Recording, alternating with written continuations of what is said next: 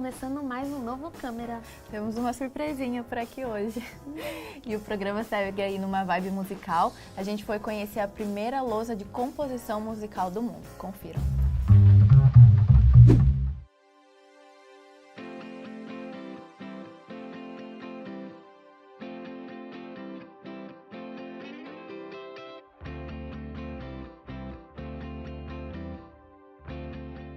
Sou Vitor Moreira, sou inventor da Pimo, a primeira lousa de composição musical do mundo. E como foi que eu cheguei até aqui, né, nessa história? Sou formado em música licenciatura e eu sempre trabalhei, sempre tive ideia de que todo mundo podia compor. Desde o primeiro ano de faculdade, eu consegui um estágio numa escola e eu sempre trabalhei com a composição, né? Fazer as crianças comporem sua música, né? E rola, né, essa liberdade, né, que elas têm para compor, e elas têm um engajamento, elas levam muito a sério, assim, quando se trata de criação, né? Então, só que sempre que elas criavam, o resultado da criação delas era um pouco diferente do que elas consomem no rádio, né? Porque para elas fazerem algo parecido com o que elas consomem, isso demoraria em média de 2 anos de dedicação intensa em um instrumento. Então essa ideia ficou latente ali, aí beleza. Isso foi em 2013, 2014, que eu comecei a ter contato com essa ideia. E aí, junto com isso, comecei a fazer parte da Orquestra do Corpo. E lá eles trabalham muito com essa questão de sentir a música no corpo e composição coletiva, na hora, composição espontânea, né? E existem vários jogos de composição musical. E isso foi somando com a ideia anterior, né? Aí isso daí ficou latente, assim, na minha mente. Até que, trabalhando de produtor com a dona Zaira, a gente participou do Circuito Sesc de Artes. E aí eu tive um contato mais intenso com o Sesc. E aí que eu consegui vender minha primeira oficina dentro de um Sesc, que foi uma oficina de cinema, que eu já tinha feito em outras escolas, só que chegava na parte da música, sempre eu dava um jeitinho de compor junto com as crianças, né? Por causa dessa questão, para sair algo consumível, que elas considerem consumível, sempre requeria muito tempo e técnicas que ela não tinha, né? E aí do Sesc eu queria fazer diferente. Como fazer com que elas compusessem sozinha a trilha do filme que elas criaram, sem a minha ajuda. Então daí eu comecei a pensar, se existisse algo que fosse igual um Launchpad, só que em vários pontos, e elas pudessem pintar, e aí saísse um loop do áudio, e aí se elas apagassem, e aí o áudio parasse, né, aí elas conseguiriam compor música sem precisar saber a técnica, né, sem precisar saber teoria musical, só organizando os sons como elas querem, o que entra junto, o que entra separado, o que vai e volta, né. E aí eu procurei para comprar, não achei, daí inventei e usei nessa oficina. Aí gente começou a procurar para saber se tinha para vender, e nisso foi um processo de 1 ano e meio de pesquisa em desenvolvimento. Foram 13 protótipos para chegar nos produtos que tem hoje, né? E essa foi basicamente a história. Como que funciona, né? Aqui tem 24 pontos musicais, né? Cada um pode ter um barulho, uma frase musical, uma nota, qualquer som que você escolher você pode configurar. Então, a gente trabalha com uma ideia de um fazer musical, né? Então, para a gente fazer música, o que a gente precisa? A gente precisa só de som. Só que fazer música também é contar uma história. E toda história tem um começo, um meio e um fim. Então, compor uma música simplesmente é organizar os sons com começo, meio e fim. Então, para testar o som, coloca um dedo na borda e um dedo no ponto.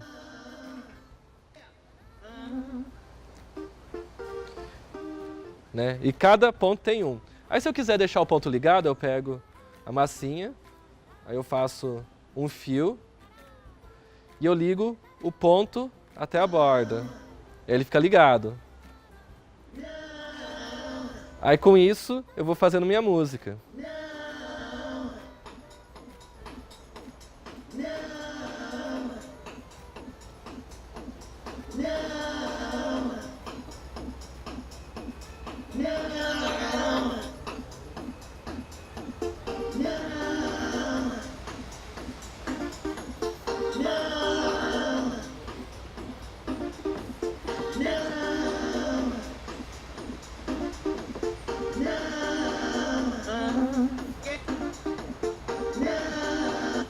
Aí se eu corto, para o som.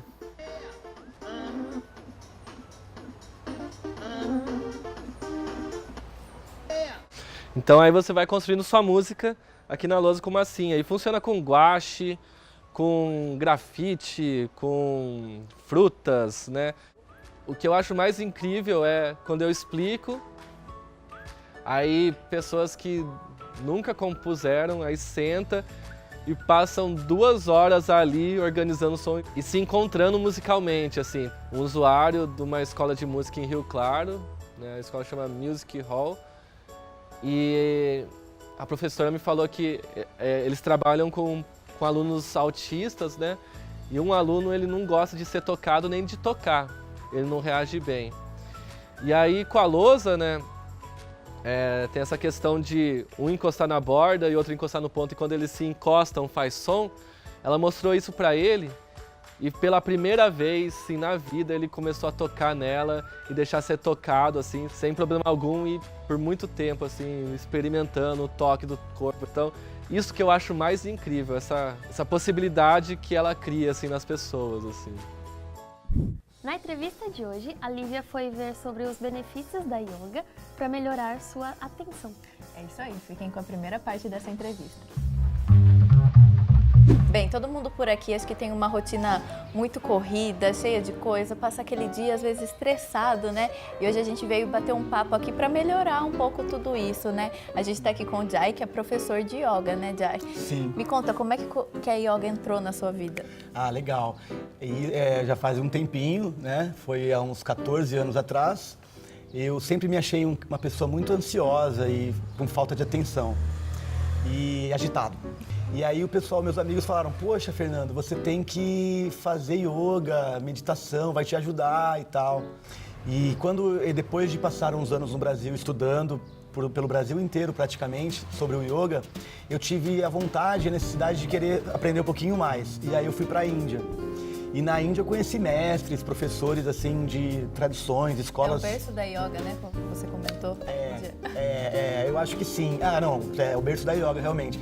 Porém, lá tem muito, assim, roots, vamos dizer assim, essencial. Lá as pessoas, elas vão para a Índia para aprender, se aprofundar mais no yoga. Uhum. E como você vê a prática no Brasil hoje? Eu vejo muito legal, muito positivo. O yoga chegou no Brasil há cerca de 60, 50 anos atrás, através dos militares, no Rio de Janeiro. Por isso que falam yoga, né? Porque o certo é yoga. Uhum. Então, como o carioca tem essa forma de falar o O mais aberto, né? Ficou yoga, né? Vamos praticar uma yoga, né? Então, assim, é uma modalidade milenar, que chegou no Brasil há 60, 50 anos atrás, através de um francês, que foi no exército. Porque o yoga antigo, Lívia, ele era direcionado para um público guerreiro. Ou seja, na época, os homens que iam para a guerra, né? Então, era muito importante a pessoa estar centrada com as suas emoções, com o seu campo mental saudável, né? Para poder ganhar a guerra, no caso. E você comentou que começou na yoga para melhorar a atenção, né? Isso. Então vamos lá, como é que pode ajudar na atenção, na concentração, no dia a dia de quem está aí na correria, né? Exatamente. Nossa vida é muito dinâmica, muito corrida e nossa atenção muitas vezes está dispersa. Né? Às vezes temos dificuldades para focar. A gente está fazendo uma coisa, mas já pensando em várias outras ao mesmo tempo. A gente faz uma coisa pensando... Exatamente, essa divisão, né? Às vezes o corpo está fazendo uma coisa, o pensamento está pensando em outra e as emoções estão em outra. Então, assim, a finalidade do yoga, né? O convite do yoga, Lívia, é você unir esses 3 aspectos do ser. A sua atenção física, mental e emocional. Focando essa atenção para que haja uma produção maior e um resultado melhor das suas atividades. Né? Então o yoga ele ajuda muito e age muito na questão da atenção. Primeiro a gente prestar atenção no nosso corpo, à nossa volta. Primeiro o que está dentro, depois o que está fora. E aí a gente vai abranger o campo emocional, né, através das respirações. A respiração, as técnicas respiratórias liberam química no corpo, que faz com que a gente acomode as emoções. E diminui também o fluxo mental, a meditação do yoga, porque às vezes o nosso cérebro está, né, a mil. Exatamente. Então o yoga, as respirações, as técnicas do yoga nos ajudam com a atenção por causa disso. A gente estava comentando aí que a meditação também, né, é uma maneira de focar nessa atenção. A gente falou até do mindfulness, né? Sim. Como que é essa técnica? Um termo que está super em alta agora, né? Sim. A atenção plena no aqui e agora, né? É viver o agora, viver o presente. O yoga nos ajuda, é um convite para que você esteja inteiro no que você esteja fazendo. Se está estudando para a prova, se está estudando uma dissertação, lendo um livro, que você esteja realmente ali 100%. E não no telefone, no celular, respondendo as mensagens e pensando se desligou o gás, se vai... Difícil é se desligar, né? Se vai ter dinheiro para pagar a conta, né? E isso não é fácil, realmente. Então, por isso que existe esse esforço nosso, né? O meu trabalho é um esforço para me ajudar e ajudar as pessoas a que não seja tão difícil isso. Que elas consigam, que nós possamos conseguir trazer a nossa atenção, focar a nossa atenção. Né? A prática do yoga, no geral, ela já ajuda nessa atenção, né? Mas existem alguns exercícios pontuais que podem melhorar? Em relação à atenção, me chamou a atenção, me lembrei de dois agora. Um seria as técnicas respiratórias, os pranayamas, que nós chamamos no yoga. Como eu te falei, as técnicas respiratórias, elas liberam química no corpo. Então, por exemplo, quando você está ansioso, você respira rápido, né? E às vezes a gente nem percebe. A gente nem percebe, porque é automático. E o automatismo é ao contrário da atenção, certo? Quando a gente para, né, um momento na nossa vida e presta atenção na respiração e respira todo o ar, nós temos uma tendência a diminuir essa química que é liberada no corpo, diminui o fluxo mental e acomoda as emoções. Então a gente consegue ter mais clareza para poder focar nossa atenção em algo, em uma coisa só. Então, as técnicas respiratórias, primeiramente, e depois as posturas, porque são posturas complexas, né? Não sei o quanto você conhece do yoga, mas tem posturas que a gente se torce, né? E fica de ponta cabeça e sustentando o próprio peso do corpo. Então, requer uma concentração, uma atenção incrível para você poder fazer executar essas posturas com atenção. E essa atenção a gente consegue levar ela para o dia a dia depois. Essa atenção, exatamente, ela reflete no dia a dia. Eu lembro quando eu comecei a praticar yoga, eu comecei a trazer a minha atenção para coisas que eu não trazia antes. Por exemplo, coisa simples, tomar banho. Às vezes a gente toma banho do mesmo jeito, né? Um exemplo simples, de usar o sabonete da mesma forma. Então você vai prestando atenção, peraí, por que eu faço assim? E aí vai fazendo coisas diferentes. E você fazendo coisas diferentes, vai desenvolvendo as duas partes do cérebro, né? Tanto a parte intuicional, de intuição, como a parte de foco, de atenção, concentração. Nós vamos para o intervalo e daqui a pouco estamos de volta. Blumenau, São Bernardo do Campo, Juiz de Fora, Passo Fundo, Morada Nova, Cotia, Campo das Artes, Manaus, Presidente Prudente, Uberlândia, Santo André, Ponte Nova, Sorocaba, Piauí, Rio de Janeiro, Belo Horizonte, Costa Ocidental Africana, Paraguai, Chile, Luanda, São Paulo.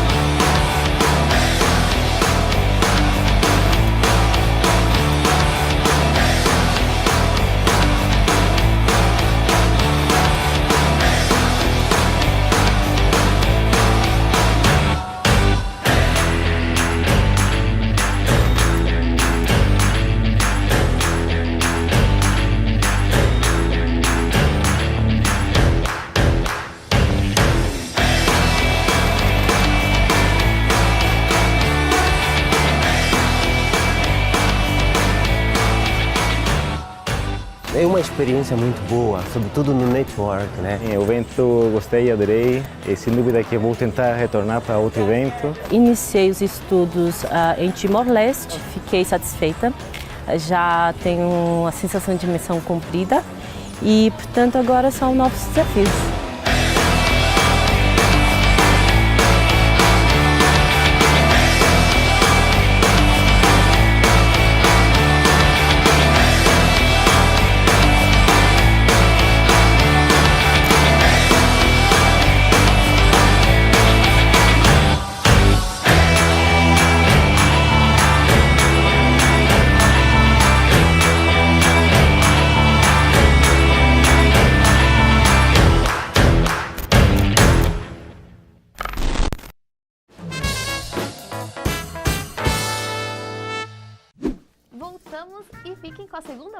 entrevista. Então, realmente, o yoga, além de ser milenar, ele é muito abrangente. E espero que todos que estejam nos assistindo, né, possam se dar a oportunidade de conhecer essa modalidade tão incrível. E você comentou da questão respiratória, né, que é uma das principais aí pra gente poder manter essa atenção. Isso. Esses exercícios, eles podem ser praticados em casa para quem quiser tentar aí? Olha, eu não gosto de falar não, sabe? Eu não gosto de responder não para você. É importante a pessoa fazer com responsabilidade. Eu acredito que no início um instrutor, um professor ajuda. Ou mesmo pesquisas assim profundas e sérias, né? Talvez de professores que têm livros, né? De profissionais do yoga que escreveram livros, né? Eu não quero dizer que a única forma de aprender o yoga é fazendo aula, né? Mas é necessário um cuidado, um zelo. Eu, como professor, tenho esse cuidado com os meus alunos, né?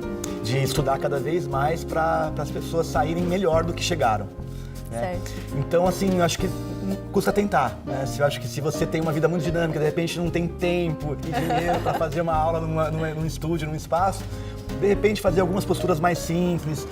As técnicas respiratórias não existe contraindicação, sabe? Você pode pesquisar e descobrir muitas técnicas respiratórias bacanas para nos ajudar. E a yoga, ela é considerada um dos principais exercícios aí em relação à saúde, né? Isso, ela está classificada, ela é uma modalidade que abrange mais do que apenas um exercício. Ela, pela Organização Mundial de Saúde, por exemplo, é reconhecida como uma modalidade que trabalha na prevenção e manutenção da saúde. É a número 1. Bom, então acho que não tem por que não tentar, né? Não fazer. Verdade, tá aí um convite para todos, né? Que conheçam o yoga e enriqueçam as suas vidas. É isso aí, até mais. Valeu. Então chegamos a mais um episódio do Botão do Excel. É isso aí, vocês ficam agora com o vídeo sobre gráfico de dispersão, as 7 ferramentas do Excel. Oi, eu sou o Botão e esse é mais um vídeo do canal Botão do Excel. E no vídeo de hoje nós vamos trabalhar com o quê? Com mais uma das ferramentas da qualidade, já que os vídeos estão fazendo sucesso, nós vamos trabalhar aí com o gráfico de dispersão, beleza? Então, toque a vinheta, algum recado? Não? Então vai embora.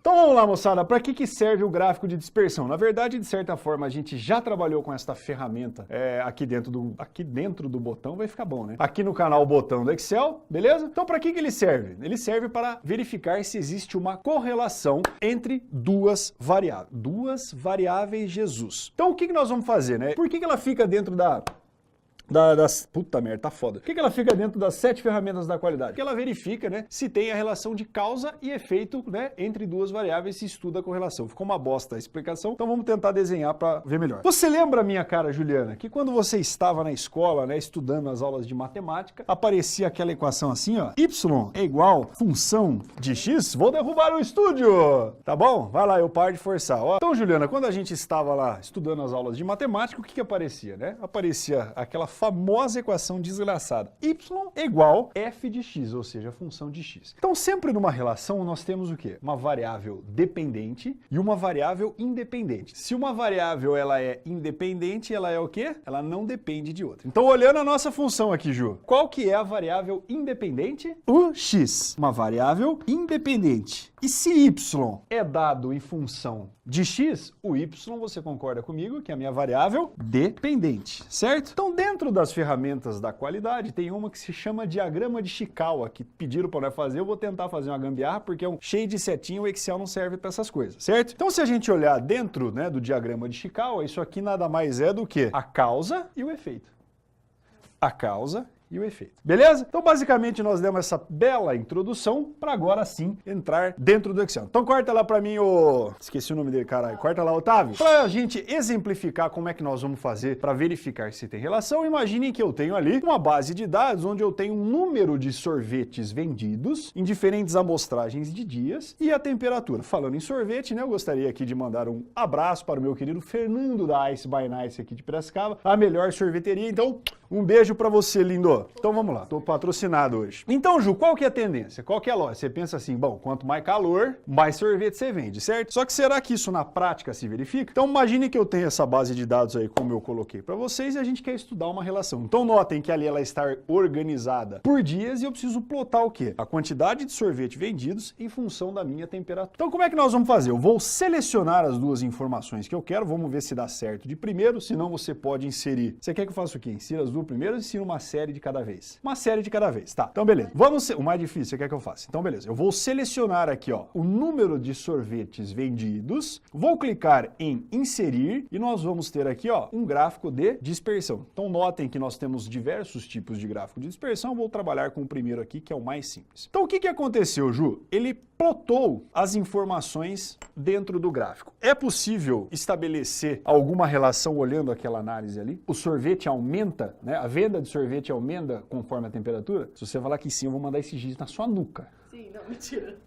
É lógico que não, né, meu? Por que não aumenta, Juliana? Porque ali embaixo, apesar dos números 0, 5, 10, 15 estarem aparecendo, aquilo ali não é a temperatura. Aquilo ali é apenas o número, né, a quantidade de amostras que você tem. Então, basicamente, o que o Excel faz quando você plota um gráfico de dispersão, ele só está colocando os pontos aí conforme a sequência que eles estão dispostos na sua base de dados. Bela explicação, linda. Então, não é isso que eu quero. Eu preciso relacionar essa informação com uma outra informação. Então, isso daqui que eu coloquei é a minha variável dependente. Né? E agora eu preciso colocar ela em relação à variável independente. Então, se eu clicar com o botão direito e vir em selecionar dados, nós vamos abrir aqui, né, aquela clássica ferramenta de seleção de gráficos. Eu vou clicar aqui em cima da série 1 e vou clicar no editar. Então, notem que no meu assistente de colocar o gráfico, eu tenho duas informações a serem colocadas. Os valores do eixo Y, que é esse aqui, a minha variável dependente, certo? E tenho que colocar os valores do eixo X. Tem algum valor selecionado no eixo X, Juliana? Não. Então o que nós vamos fazer? Eu vou clicar aqui para colocar a seleção e vou selecionar o intervalo respectivo onde eu tenho as informações da temperatura. Quando eu soltar o gráfico, Juliana, olha o que vai acontecer na ilustração que está atrás. Na verdade, selecionei errado, caralho. Vai lá. Selecionei, vou dar um Enter. Na verdade, não vai acontecer nada. Aconteceu. Olha lá que maravilha, né? Então note, você concorda comigo que a disposição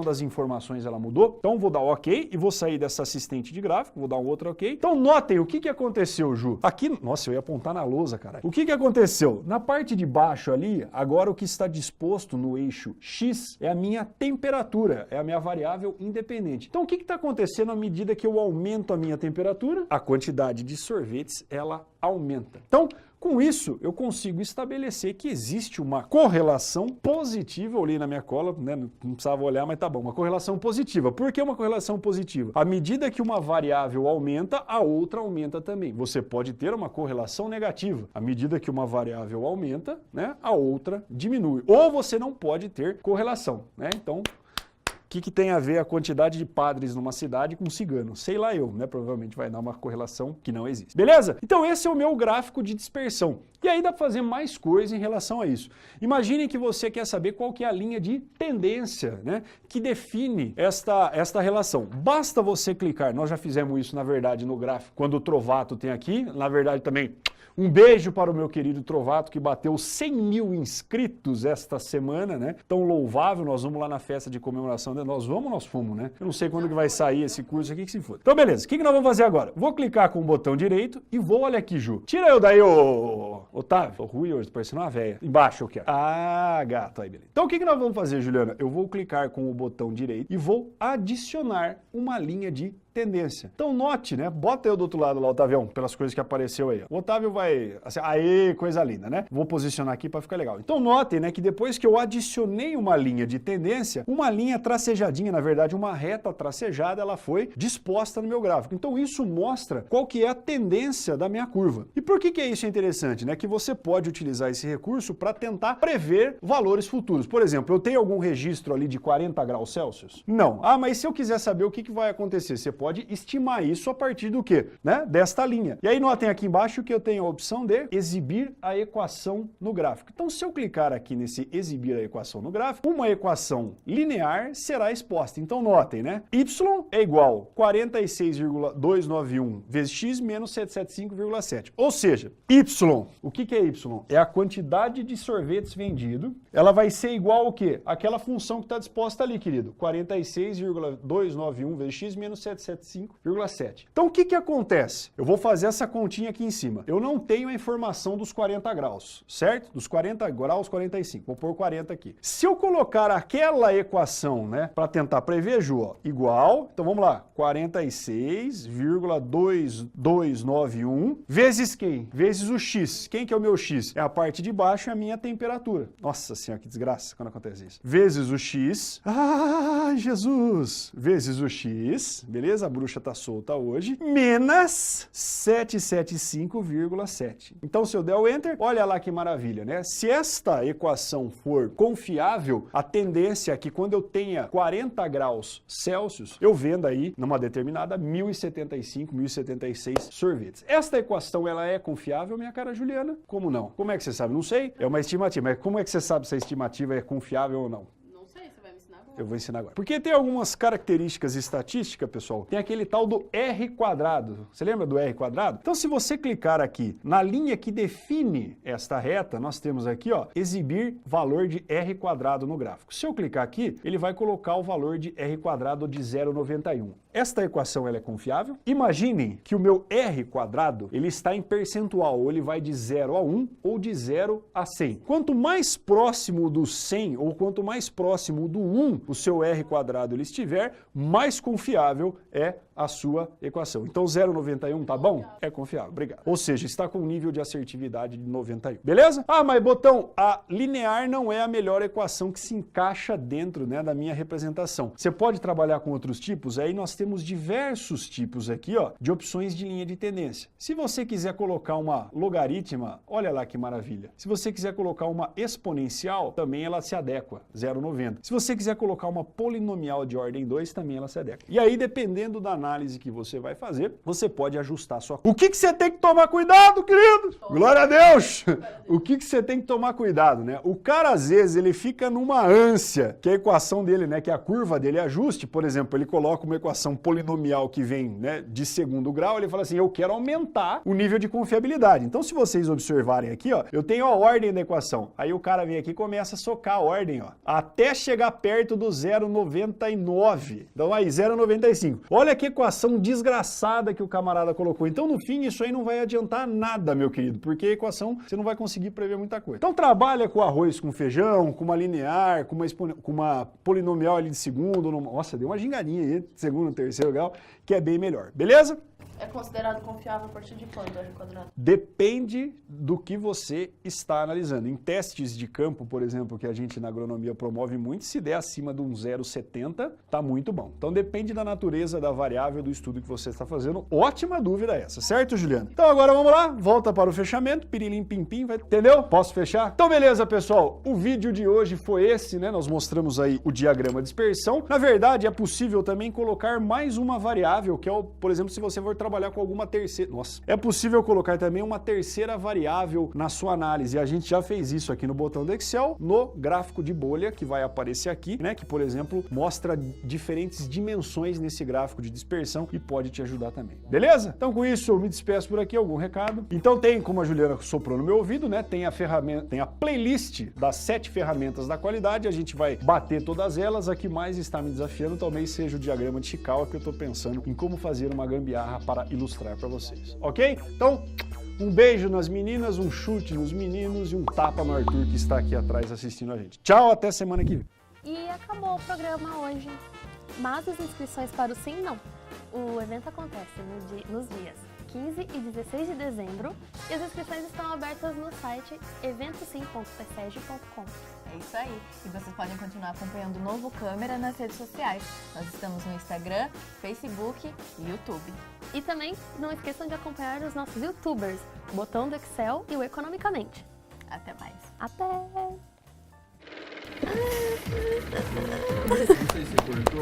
Não. Estamos aqui no fechamento. Não é isso. 15, 16 e 17. Não é de 17. É, aqui, ó, essa aí já ficou com uma vibe negativa já.